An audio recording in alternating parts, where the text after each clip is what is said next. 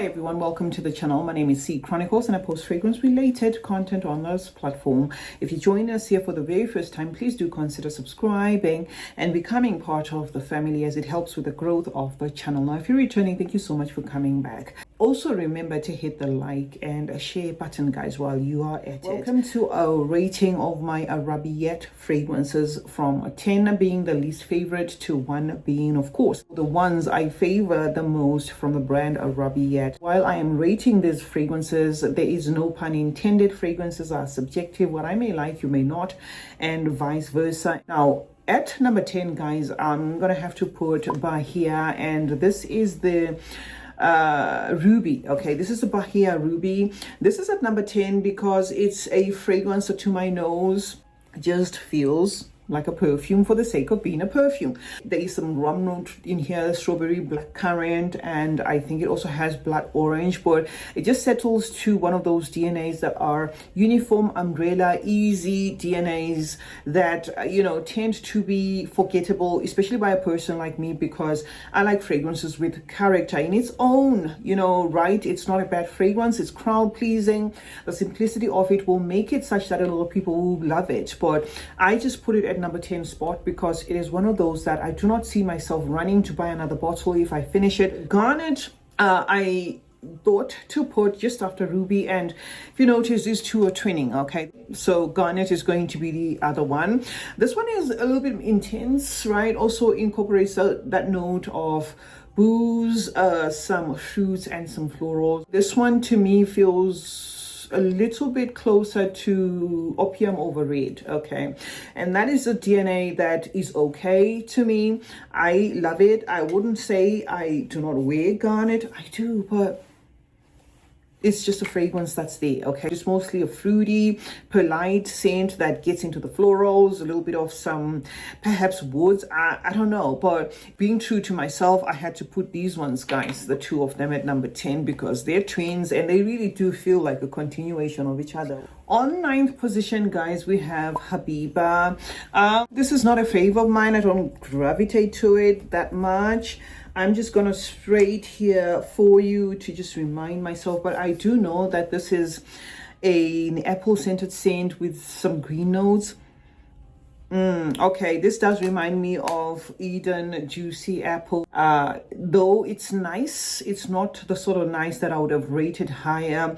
Feels a lot like Eden Juicy Apple, more so that it has matured. There is a feel of that lychee and what they have said as red fruits, but the red fruits kind of are embedded in my head, exactly, you know, making me envision a red apple. So this does feel like something that is in the same vein as Eden Juicy Apple, and hence I put it at number 8, guys. I'm gonna have to put Ladida. This is a fragrance that feels like a twist to Tom Ford's Vanilla's SE. Okay, it does feel a lot like a twist too. It doesn't feel like a 101, which is what I like about it. The fact that Arabiyat isn't just outright go for that. This one actually has a little bit more character, if you ask me, but it becomes a vanilla that is somewhat polite, somewhat embery. So yeah, it takes the 8th spot, besides the bottle being one of my faves from the house of Arabiyat. On 7th spot, guys, we're going to put this beauty. Look at this beautiful fondue. Okay, fondue vanilla dip. A purple bottle, gorgeous. This is kind of majestic, royal looking, but it takes the number 7 spot because it's just a fragrance I feel shouldn't have been in the color purple, more so that it's coffee scented, it's toffee scented, to my nose is caramel scented, feeling a lot like Amor Cafe by Mancera, a fragrance that I actually do like. It's just the color of the bottle. For those that buy fragrances based off of visuals, might end up with this thinking it's going to be an irisy, you know, even lavender toned fragrance, heliotrope, that sort of thing. Fragrances that smell purple, but it's not. It doesn't smell purple. This is a whole lot of candy in a bottle with that coffee note there, some woods. Okay, and feeling very similar to Amor Cafe. So it's fondue velvet dip, sitting at number 7. On the 6th spot, guys, I put this fragrance. This is one fragrance that really switched up. on me after maceration. This fragrance is enjoyable. I remember when I came with it here, it was not actually communicating its gourmandness. This has got a creamy coconut feel about it.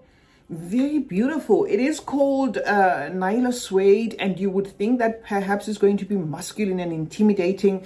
And truly speaking, for some reason, that is what I was getting when I got it initially, but it changed. You know, after maceration, this brings out a lactonicness about it. You do get a vivid milk note, caramel, praline, making it super, super yummy. And that coconut, again, adding a milkiness to this. So definitely befitting to be on 6th position. Before I move on to mid position, which is number 5, let me give a shout out to our fragrances, guys. We as Macedon Perfumes, myself being the creative director or the nose behind these 2 fragrances, have got these 2 fragrances to our name as Macedon Perfumes. You can purchase these creations of mine right here on YouTube or by visiting macedonperfumes.com. Our flagship fragrance was Proud Mary, 120 ml, and it's of an extrait concentration.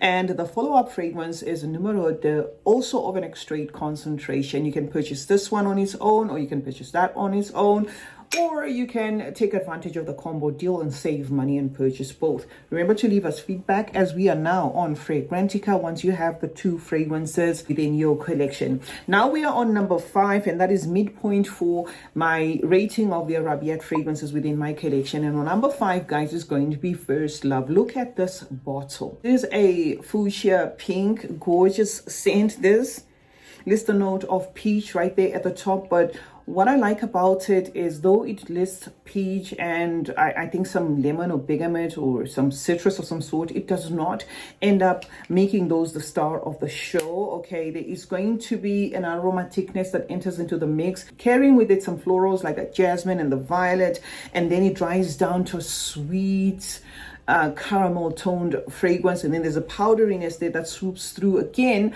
because of that same violet that was in the mid, picking up a heliotrope at the base.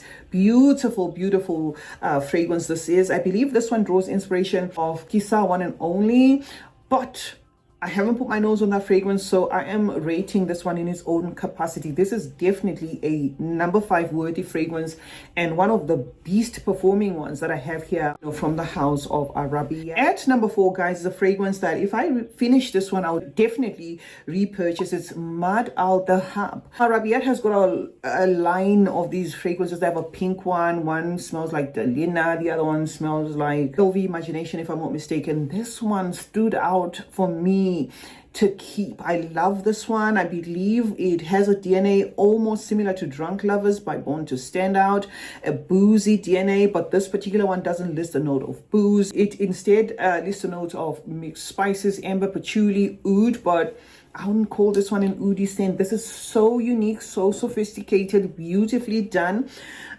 scent, and it has that niche quality about it, but niche relatable quality about it. You know, sometimes when fragrances have a niche quality about them and incorporate notes like oud and woods and stuff, they can go all haywire. Not this one.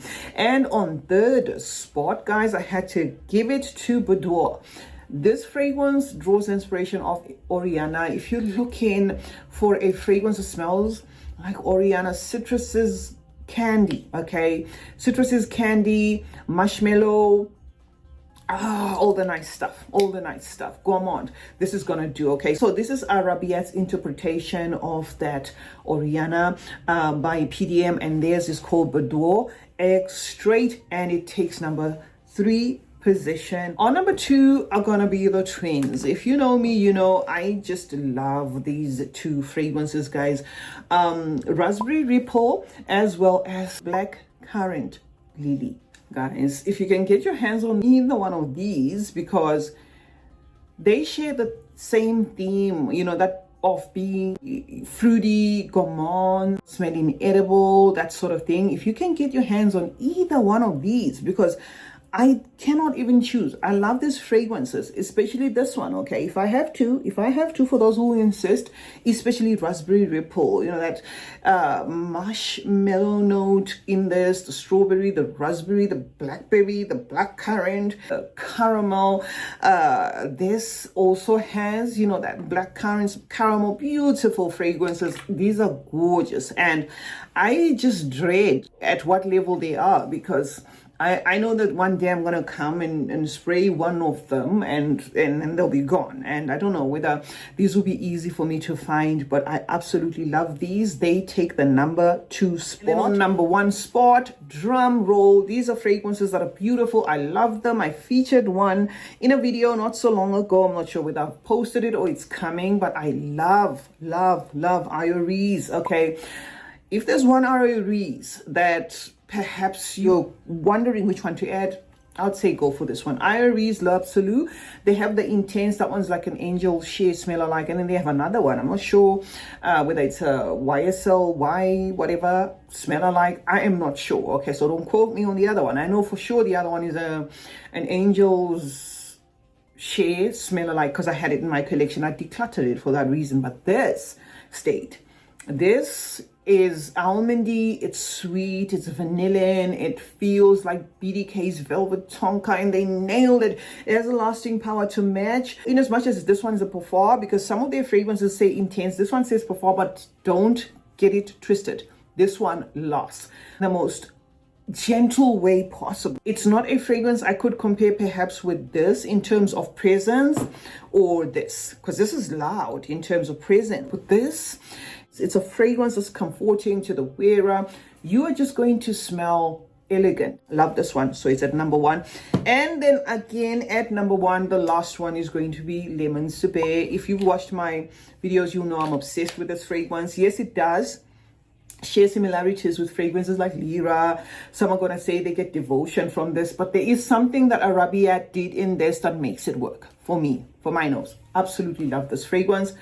And I have a thing where sometimes I spray fragrances on my hair to enjoy them the more. This is beautiful. It's a candied lemon, and it's gourmand-like, it's dessert-like, it's yummy, it's got enough sweetness, it's not pushing, it's got presence at the same time, because a DNA like this, candied lemon, can sometimes just disappear. This one has got this about it, and for that reason I put it at number 1. That's it, guys. Those are the fragrances I wanted to show you as the ones that I have from Arabiyat. I have multiples in decant, but I didn't want to bring decants here. CeeChronicles is my name, guys. Let's meet in the comments section where we discuss more about fragrances. Let me know which fragrances from the house of Arabiyat that you have and that you absolutely love, and which ones you would like to add. Remember to turn on post notifications. That way you get to be notified anytime I upload a video. Like and share this one, guys, and remember that smelling good is a form of good manners. Cheers.